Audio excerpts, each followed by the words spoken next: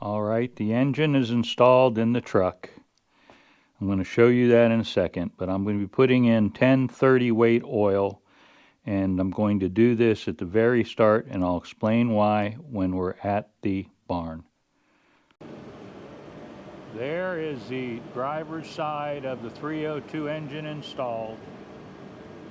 I need to hook up other things, but the first thing I'm going to do is to put in what is known as engine oil. I chose the Pro Formula Science Technology Performance. I thought it was scientifically something or other oil, treated petroleum. But anyway, I got 10W30, the non-expensive. It's going to require 6 quarts and the FL1A oil filter.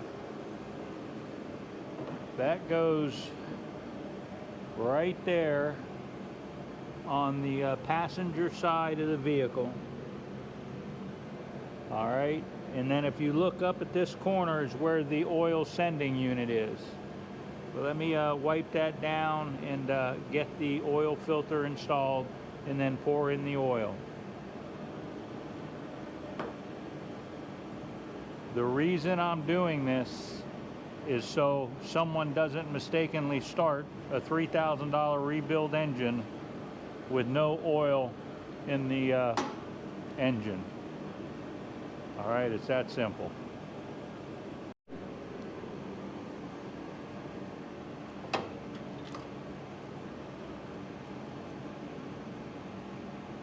All right, there's the FLA1 installed. It is easy, but my gasket kept popping off. I was not happy about that.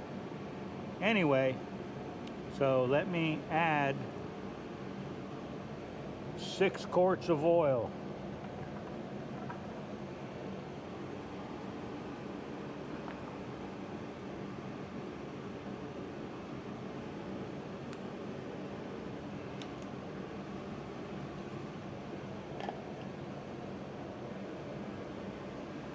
I'm going to do it off camera. I know it's going to be hard to believe, but it only took 30 minutes to get that engine in, and it took a long time. Let me see. It took me 30 minutes just to get the filter in and the oil filled. Let's take a look. See what we got. And it looks overfilled. It's right there. And that's good because the engine had nothing in it.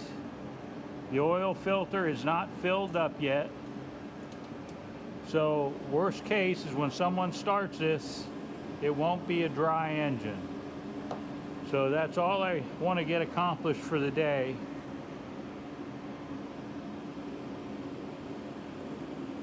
Yep. That's it. I got to clean up the house and get ready to move on out. We'll see you next video. Thank you for watching.